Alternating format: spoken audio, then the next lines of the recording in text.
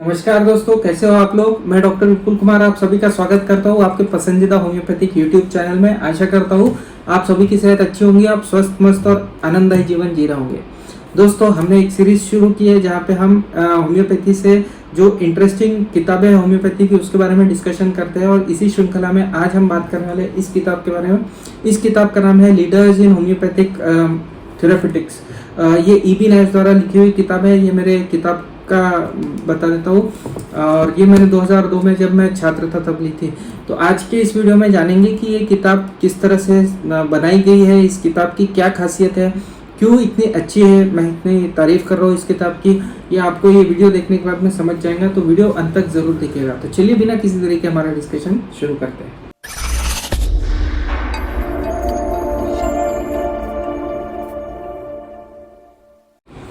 दोस्तों, leaders in homeopathic therapeutics, ये जैसा कि नाम ही सजेस्ट कर रहा है, ये हमने जो विलियम मोरिक की मैट्रिया मेडिका के बारे में देखा था। हर एक मेडिसिन सीरियल वाइज थी, A, B, C, D, इस तरह से हर एक मेडिसिन का विवरण दिया गया था।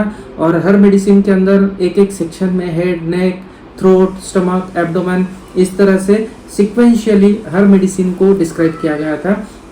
ये लीडर्स इन होम्योपैथिक थेराप्यूटिक्स इससे काफ़ी भिन्न है, वो संरचना से काफ़ी भिन्न है। और मैं तो कहूँगा कि जिन्हें बेसिक नॉलेज है होम्योपैथी का थोड़ा बहुत, वो आगे चल के जब प्रैक्टिस करते हैं, रोगियों को देखते हैं, तब उनके लिए ये किताब बहुत ही अच्छी है। इसके फायदे तो मैं क्या ही बताऊँ, रोज़मर्रा के जो पेशेंट आते हैं उनमें इस किताब के अंदर हम पढ़ते हैं तो लक्षणों को डिफ्रेंशिएट करने में हमें काफ़ी आसानी हो जाती है। तो बहुत ही अच्छी उम्दा किताब है प्रैक्टिशनर्स के लिए, खासकर या जो लोग दवाइयाँ देते हैं ऐसे लोगों के लिए ये बहुत ही अच्छी किताब है।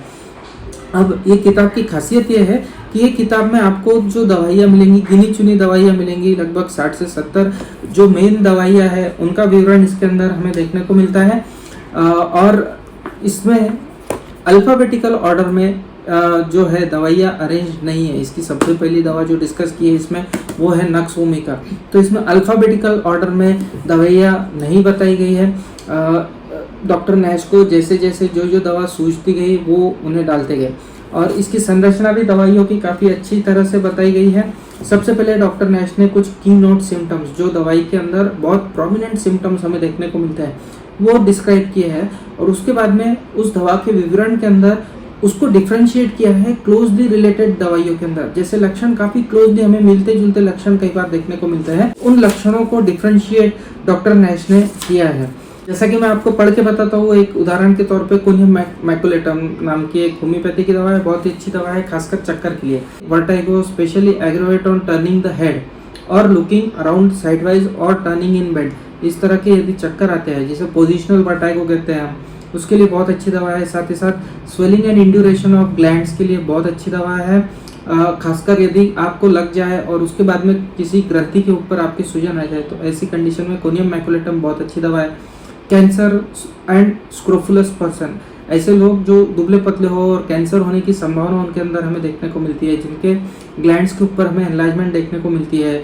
और उसके बाद में प्रोस्टेट ग्लैंड जो होती है, पौरुष ग्रंथि, उसकी बढ़ोतरी की वजह से कई बार पेशाब करने में तकलीफ होती है। ऐसे लोगों के अंदर हमें बहुत अच्छे रिजल्ट इस दवा के देखने को मिलते हैं। तो ये कुछ गिने चुने सिम्टम्स डॉक्टर नैश ने बताए थे। इसके बाद में इन्होंने डिफ्रेंशिएट करना शुरू किया कि भाई ये एक स्पाइनल रेमेडी है, जैसे कि कोकुलस हम स्पाइनल रेमेडीज के तौर पे यूज़ करते हैं, ठीक उसी तरह ये है।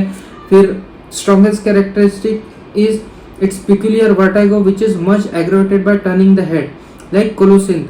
कोलोसिंथ के अंदर हमको टर्निंग सिर्फ लेफ्ट साइड में हेड टर्न होने के बाद में यदि चक्कर आ रहा है तो कोलोसिंथ है, लेकिन कोई भी साइड में टर्न हो रहा है तो कोनियम मैक है। तो इस तरह से ये उदाहरण के तौर पे मैंने थोड़ा सा विवरण दिया। बहुत बड़ा यहाँ पे कोनियम मैकुलेटम का एक्सप्लेनेशन आपको देखने को मिलेगा इस किताब में। तो ये उदाहरण के तौर पे बता रहा हूँ कि हर एक दवाई के लक्षणों को समझा के और उस दवा से मिलते जुलते लक्षण वाली दवाइयों को समझा के इन्होंने डिस्क्रिप्शन दिया है। तो जो लोग होम्योपैथी की प्रैक्टिस करते हैं, एक्चुअल रोगी को देखते हैं और रोगी के लक्षणों के बाद में कई बार उन्हें कन्फ्यूजन होता है कि ये दवा दे या वो दवा दे, तो ऐसे लोगों के लिए डॉक्टर नैश की किताब बहुत अच्छी तरह से एक रेफरेंस वर्क का काम करती है। मैं तो ये कहूँगा कि ये एक्सटेंसिव मैट्रिया मेडिका नहीं है जैसे कि विलियम मोरिक की थी, लेकिन एकदम थेरापेटिक बुक भी नहीं है। जब हम दवाइयों को पढ़ते हैं तो ऐसा लगता है कि बहुत एक्सटेंसिवली लिखी है, लेकिन उसमें जो थेरेपेटिक पॉइंट ऑफ व्यू दिया गया है, जो डिफ्रेंशिएशन किया गया है, वो इतना अच्छा है कि आपको लगेगा कि आप कोई थेरेपेटिक्स की बुक पढ़ रहे हो। तो कहीं पे ये एक समन्वय डॉक्टर नैश ने बनाने की कोशिश की थी, जिसमें वो बहुत अच्छी तरह से सक्सेसफुल हुए। बता देना चाहूँगा कि इसका प्रथम जो विवरण आया था, प्रथम जो आवृत्ति आई थी इसकी, वो आई थी 1898 में, और उसके बाद में उन्होंने 4 आवृत्ति निकाली थी।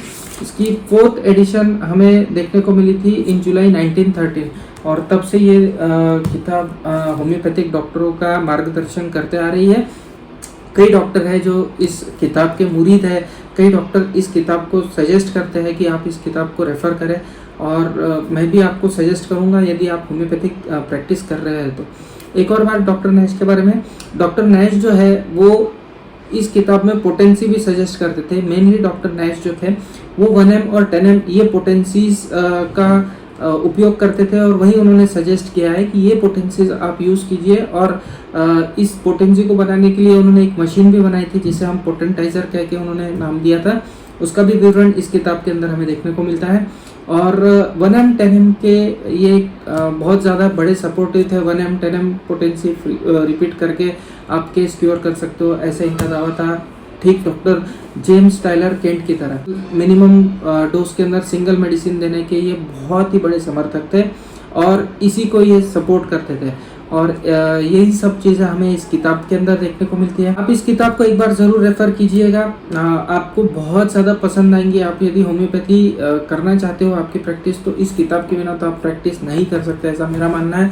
तो इस किताब को ज़रूर पढ़िए, आपका बहुत अच्छी तरह से कुछ कंसेप्ट क्लियर होते हुए हमें देखने को मिलेंगे। और आप देखोगे कि आपकी जो प्रैक्टिस है, आपकी जो दवा देने की, सोचने की जो तरीका है, वो ये किताब पढ़ने के बाद में बदल जाता है। तो बहुत अच्छी तरीके से इस किताब के अंदर एक्सप्लेनेशन हमें देखने को मिलता है। हमने एक और सीरीज चलाई थी नैश ट्रायल्स ऑफ रेमेडी, वो रेमेडीज भी डॉक्टर नैश ने ही दी थी, इन्हीं ऑथर ने दी थी। और इनके किताब के पिछले हिस्से में हमें ग्रुपिंग ऑफ रेमेडीज देखने को मिलता है, जहाँ पे डाइजेस्टिव रेमेडीज की 4 रेमेडीज, माउथ रेमेडीज जो मुंह में कोई तकलीफ है तो उसके अंदर काम आने वाली 5 मेडिसिन, फ्लैचुलेंस के लिए 3 मेडिसिन, इस तरह की कुछ फ्रिक्वेंटली इंडिकेटेड मेडिसिन का इन्होंने नाम दिया था।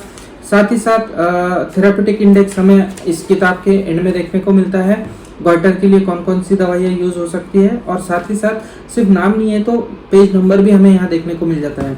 तो कौन सी दवा है और कौन से पेज पे आप उसके बारे में जान सकोगे। हिमोरॉइड्स के लिए, हर्निया के लिए, हिस्टेरिया के लिए आप कौन सी दवाइयाँ दे सकते हो, इसके बारे में आपको विवरण देखने को मिल जाता है। और साथ ही साथ इंडेक्स टू रेमेडीज, यदि आपको कोई पर्टिकुलर दवा के बारे में खोजबीन करनी है तो उस दवा का विवरण कौन कौन सी पन्नों पे दिया है, दवा का नाम, और फिर कौन कौन से पन्नों पे उस दवा का विवरण है, ये भी विवरण हमें इस किताब के एंड में देखने को मिल जाता है। तो इस तरह से आप इस किताब का रेफरेंस ले सकते हो। आपको यदि कोई पर्टिकुलर दवा ही पढ़नी है तो आप इंडेक्स को देख के उस दवा का भी विवरण यदि डिटेल में दिया है तो पढ़ सकते हो, या फिर बहुत सी छोटी दवाइयाँ हैं जिनका विवरण डिस्क्रिप्शन में या कंपेरिजन के अंदर इन्होंने दिया है दूसरी दवा के साथ में, तो उस कंपैरिजन को पढ़ के दूसरी दवाइयों के बारे में भी आप नॉलेज इकट्ठा कर सकते हो। तो ये था तरीका इस किताब को यूज़ करने का। आशा करता हूँ आप इस किताब को ज़रूर यूज़ करोगे और अपना नॉलेज बढ़ाओगे। आपको ये किताब कैसी लगी, आपको ये वीडियो कैसा लगा, इसका मुझे ज़रूर फीडबैक दीजिएगा, मुझे कमेंट सेक्शन में ज़रूर बताइएगा। क्या इस तरह के वीडियो आपको और चाहिए, ये भी मुझे ज़रूर बताइएगा। और हाँ, जाते जाते आप सभी से अनुरोध रहेगा कि प्लीज़ मेरे चैनल को सब्सक्राइब ज़रूर कीजिएगा। तो मिलते हैं अगले वीडियो में इसी तरह का कोई इंटरेस्टिंग सा टॉपिक लेके आपके सामने फिर से हाजिर होऊंगा। तब तक के लिए आप सभी की इजाज़त चाहूँगा। जय हिंद, जय भारत।